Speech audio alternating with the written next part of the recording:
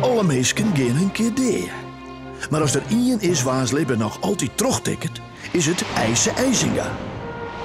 Het planetarium in Friendshire dat hij met eigen handen bouwde, is een exacte kopie van het zinnenstelsel. Zijn kalender met seizoenen, maanden en dagen die door dit zinnenstelsel bepaald wordt, klopt het nog altijd. De klok van IJse IJzinga rent nu al meer dan 224 jaar terug. Precies op tijd. Het planetarium van IJse IJzinga is niet alleen nog een knap stukje vakwerk. Het wie ik het bewijs voor de mensen in de 18e eeuw dat de Ierde net oerleveren wie onder de grillen en de wil van de goden en de godsdienst. IJzinga toonde aan dat het leven onderdeel is van een ingewikkeld stelsel van natuurkundige wetten die het voor eeuwig vastleggen. De Universiteit van Friendshire en het nieuwe denken in de tweede helft van de 18e eeuw zorgen ervoor dat vakken als natuurkunde en wiskunde tegen in de belangstelling komen te staan. Wetten en voorzissings van cirkelkalierders worden net meer samen terug elke keer aangenomen. Mensen willen zelfs uitvinden hoe het zit met het leven op Ierde.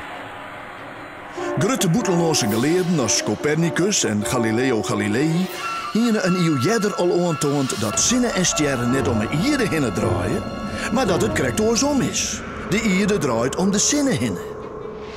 Ook de Friendshire professors en studenten binnen hier in de 18e eeuw benijd naar en willen verder uitzoeken hoe het zo snel correct werkt. Ze zien het heelal als een hemels oerwerk, een grote klok die het eer terug God maken is en nou zijn eigen gang gaat. Een van de studenten is Eelco Alta. Hij wordt later dominee in Bozem.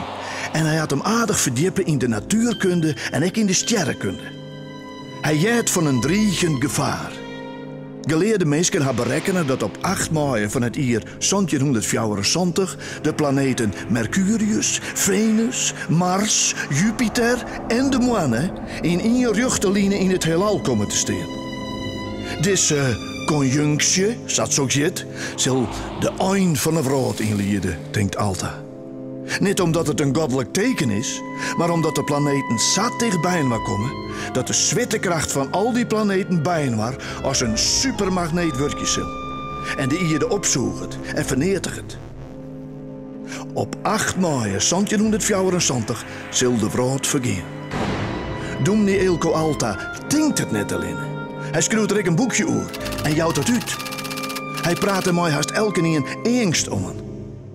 De meesten worden benauwd. IJse IJzinga, binnen in Dronriep, oud-wiskundestudent aan de universiteit en ook wolkjemmer in Friendshire, jaagt van de fascissing van Alta. Hij leert er niet van. De planeten kunnen net botsen. Ze draaien om eens elk in een vaste eigen baan om een zinnen heen. Als de planeten in één rechte linie staan, dan lijkt het dat zo. Maar de ene stiert volle verder bij de Ierde waai als de oren. Het valt net daar om dit uit te lezen en dus bouwt hij om het gen te litten in zijn wenkamer het zinnenstelsel naai. Het kost het hem een soort tijd. De datum van 8 mei 1774 gaat voorbij. IJse IJzinga is nog druk aan het bouwen. De Ierde vergiet net. Pas zo'n jaar later is het planetarium klaar. Het planetarium is zo groot en zo mooi dat het voetendaallijks een soort belangstelling loekt. Eerst van de studenten en de professors en later ook van orenmeesken. Zelfs koning Willem I komt op bezoek. Hij keert het planetarium, maar jouwt het letter weer waarom onder de Friendshire. IJse IJzinga zelfs kan net zo lang nooit genietje voor zijn werk. Vanwege zijn politieke activiteiten krijgt er toen de stok mooi gezag en met een vlechtje. In 1787 wordt er uit Friesland voetballen. En pas 18 jaar later komt er weer waarom in Friendshire.